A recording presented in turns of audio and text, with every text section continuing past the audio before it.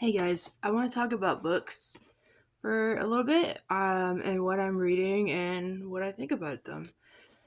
So,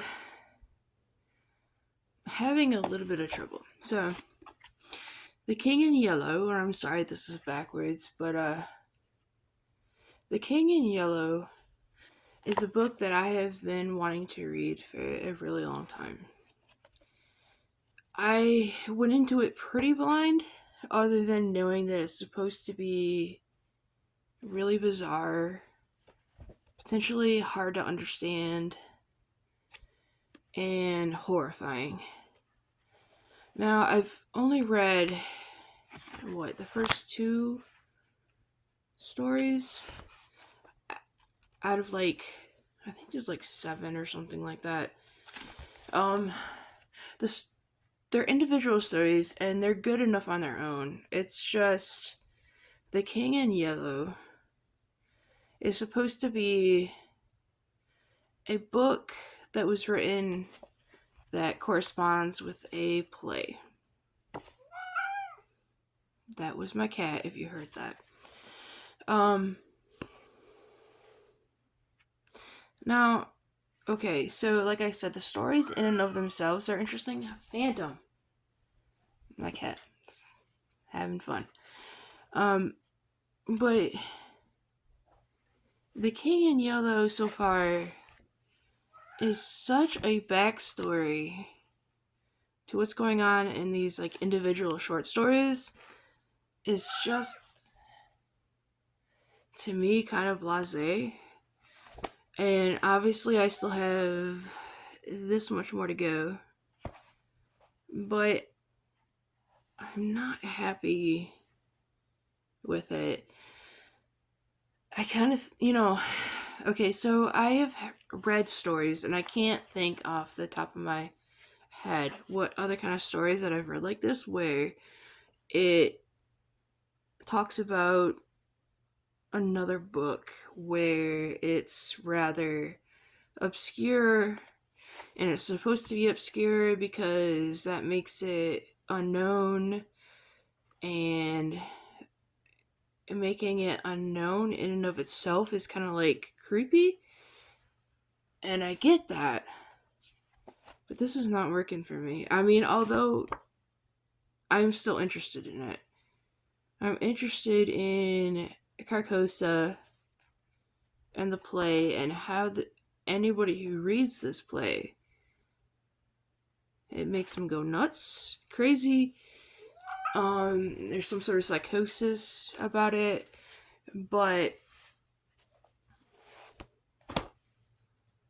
it just seems like these are standalone stories with a little bit of something to connect them, but that connection to me is just not strong enough. At least not in these first two stories. And I have to say, like I said, going into this, I thought it'd be something very different. I went into it blind. I actually didn't know that it was going to be multiple stories connected by the King in Yellow play. So yeah, I will finish it, and it is good. The writing is phenomenal. The ideas are interesting. It's just, I don't know. I guess I was expecting something much more esoteric or cosmic or Phantom. My cat. Uh, I don't know.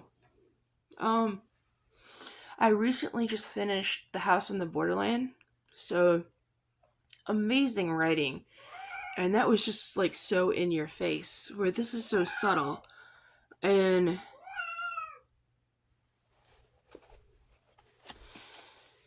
I don't know. I'm slightly disappointed, but I still got a whole bunch to go. So we'll do that, and I imagine that it really will pick up, and it will amplify its meaning. And don't get me wrong, I love books about books, that sort of layered metaphysical cornucopia sort of story. There's a lot of different stories out there that exist like this. Um, I guess I was just expecting a punch to begin with, and the first story was kind of a punch towards the end.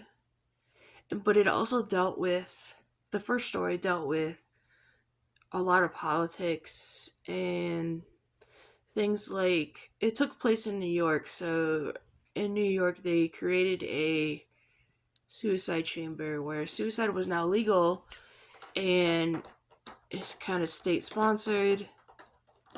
And anybody who couldn't take their life anymore would go into this chamber, and it was like I'm guessing, I don't know if they specified, it was like a gas chamber or something.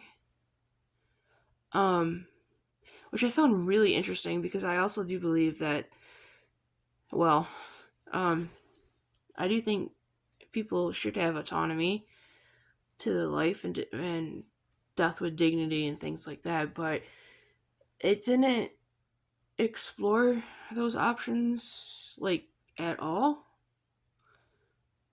I was really disappointed in that. And the second story dealt with some sort of crazy sort of alchemy, like no sort of alchemy that you might think of. Like this guy created a solution, like a chemical solution, to take living creatures that would make them into marble, which was interesting. But then it ended up, the end of it was just like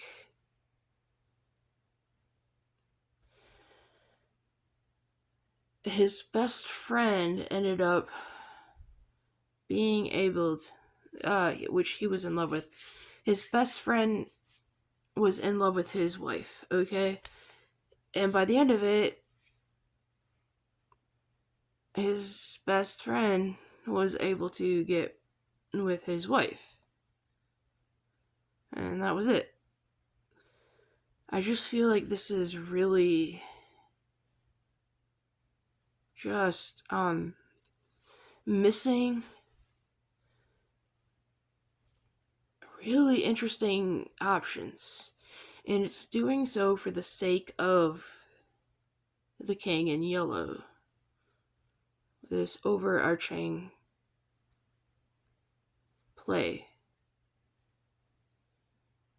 And I don't entirely even understand how the King in Yellow screwed with people in the second story. It was something about a mask and at the title of it. Crikey, let's see here.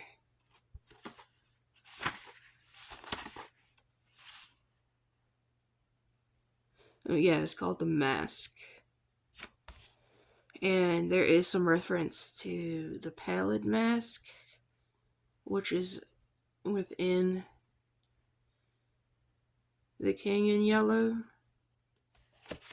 And I'm assuming the more I read, the more some things will make sense. I'm just really disappointed that it's taking these two stories. It's taking some really awesome ideas, but it's kind of like throwing them to the wayside for like this overarching spooky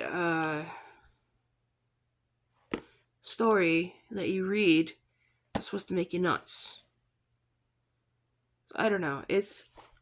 We're gonna put that aside for a second. Um, I'm gonna finish it and maybe I'll have an update. I'm probably wrong. Everything I've probably said is probably wrong, but it's just disappointing. As is right now.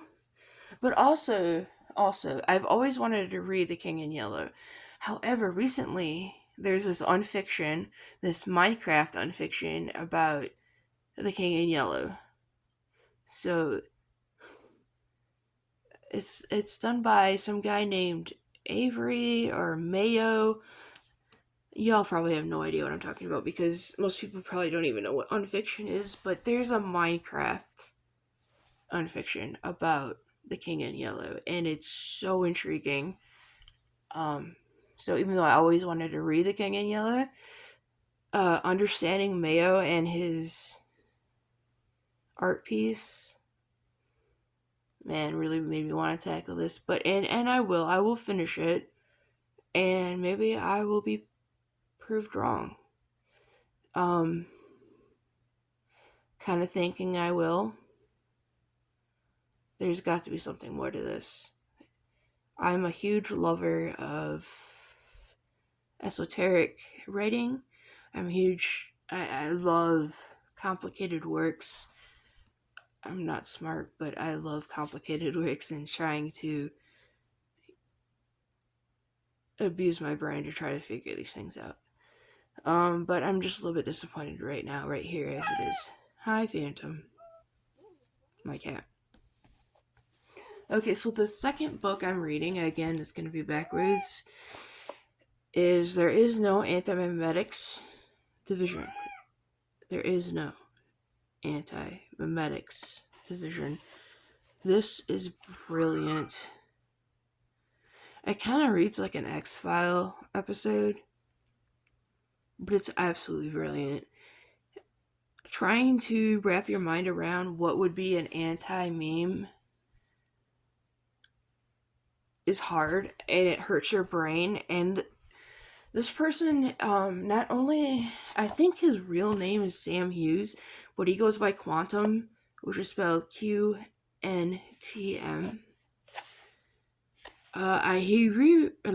He re-released this, or he got a publisher. I think this was self-published, and last year in 2025, I think he actually got a publisher, and it was re-released. His writing style is awesome. He's a really good writer, and he deals with these topics that just hurt my brain. So even though it's only like 216 pages, I think, I've been going at it kind of slowly just because the thoughts and ideas hurt my head, but in a good way. I love it. So yeah, There Is No Antimemetics Division is brilliant, and I want something more from this guy, but it doesn't appear that he's done anything else since this. This was originally published in 2020, I think. In 2025, like I said, I think he got a publisher, and he re-released it in a hardback cover with a little bit new artwork on the cover, but it was something similar to this, which I love. But yeah, it's just, I can't even talk about it. Like, how do you talk about anti-memes? How do you talk about... Oh, I guess I probably should say it is an SCP Foundation story, which I never liked SCP Foundation. I thought it was interesting, but not anything I myself was wanting to get into. SCP Foundation is a foundation. It's made up, but it's like an open source encyclopedia of many different monsters that exist in our world, and the SCP Foundation is trying to control them all. I never really got into it. I actually bought this book several number of years ago, and I didn't know it was an SCP book. I am so glad I accidentally bought it. Well, I didn't accidentally buy it. I accidentally did not know that it was an SCP Foundation book, and if I had known that, I probably would not have gotten it. I'm so glad I did. This is brilliant writing. He's an amazing author. He's an amazing writer. His writing is so good. He's so smart. This book is so smart. It hurts my brain, and I've read well, I've read House of Leaves. I haven't read like Ulysses or um like Finnegan's Wake or Infinite Jest. I've tried doing Gravity's Rainbow. I've read Subcutanean. I've done The Name of the Rose, which is one of my favorite books of all time. Anyway, so I do read complicated stuff, but I'm making my way through this book kind of slowly because it's tough to comprehend. But I love it. I think he's absolutely brilliant, and I hope to God he's still. Yeah, I hope to God he's working on something, man. Please be working on something. You're an amazing writer. You have an amazing brain for complicated stuff, and you explain things so well. Yes, it's taking me slowly to get through this book because it's so complicated, but like that's on me, not on the author. The author does an amazing job explaining these things. So yeah. Um Speaking of subcutanean, I think his name is Aaron A. Reed. I hope to God he's writing something new. Another amazing book. But yeah, I think we're getting on 16 minutes here, so I guess that's all I want to say. And all I want to talk about, those are two books I'm wanting to read or am reading right now. There's a whole bunch of other books that I am wanting to start. Uh, yeah, I think that's all I want to say right now. I'm sorry this isn't at least even 20 minutes. I myself am a huge fan of long form content. So I don't really like these like 20-minute videos, especially not under 20 minutes, but that's what this is going to be. But I'm new. I'm starting out talking about books, and these are only two books, but that's what I got right now. I guess what else I want to say is read The House on the Borderland, and also go on YouTube and try to find a channel called Liminal Spaces. This guy does amazing work. He talks a lot about weird books, sometimes horror, sometimes just weird, sometimes even just conventional books. He does a great spread, and I'm so glad that he's starting to finally kind of get views and recognition and stuff like that. So yeah, go check out on YouTube. It's called Liminal Spaces. This guy's got gray hair, long hair, beard. Yeah, he's great. Anyway, I'm so sorry this is short, but that is what it is, and I'll be back later to talk about some other books sometime soon. All right, bye.